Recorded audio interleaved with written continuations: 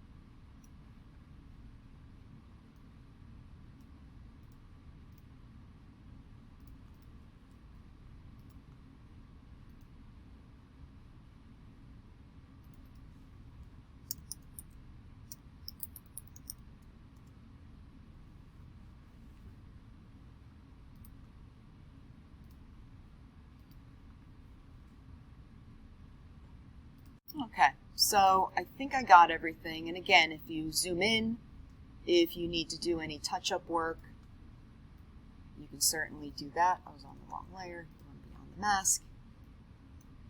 And white will reveal it, black will conceal it, and you can get as exact as you need to, and you want to be pretty precise. Okay? It's going to increase the look of your design, and you want it to look authentic and realistic. So that looks pretty good. When you go around the grommets, you want to make sure that you are avoiding the metal parts and hitting all of the stuff you need to. All right, and you can do this as you go along. Lowering the opacity as you're working also might help, so that way you can kind of see what's underneath it. You can see where you need to hit and where you should avoid.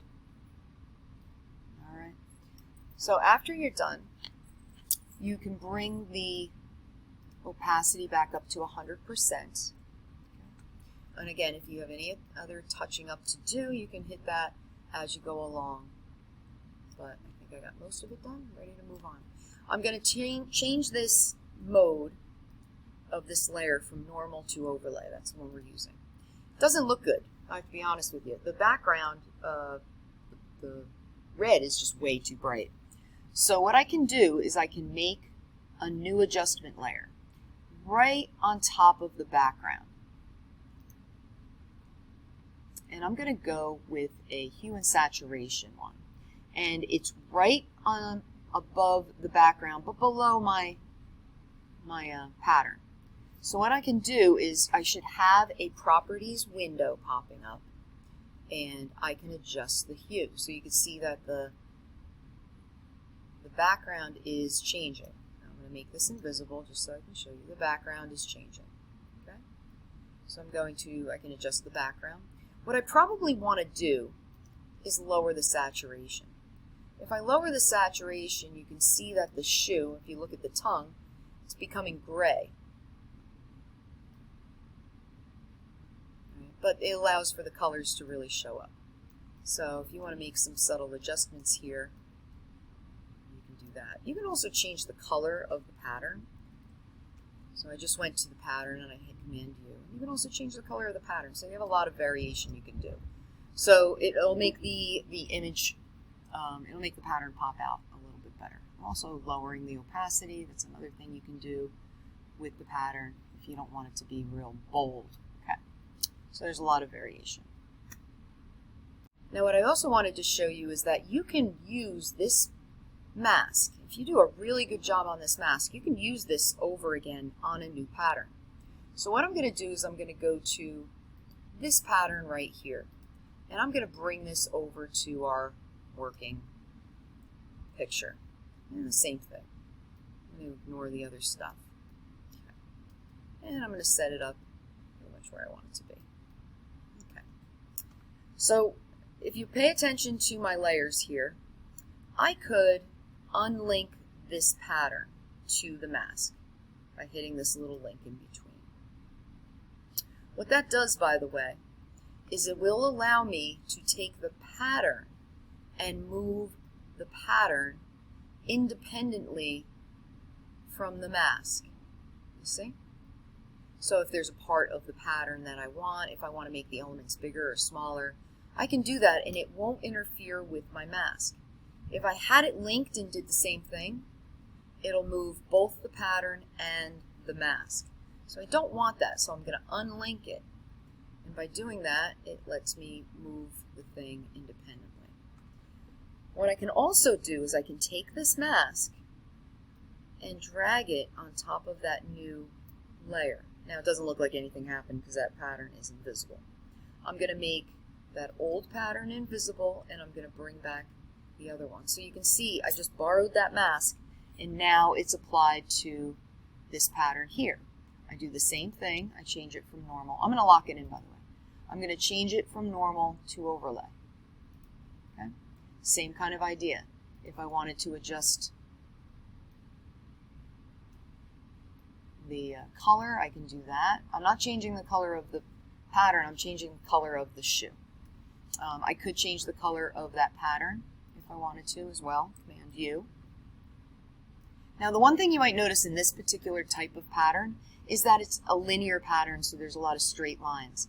If this was printed on this particular canvas, it wouldn't look as straight. So what I can do is I can take this pattern, this image, and I'm going to unlink it because I don't want to mess with this mask. I'm going to make sure that that is selected. I'm going to go to Edit, Transform, and Warp. And there's a bunch of them. You can try Perspective. But what Warp will do is you can see it's changing the angle. It's literally warping that.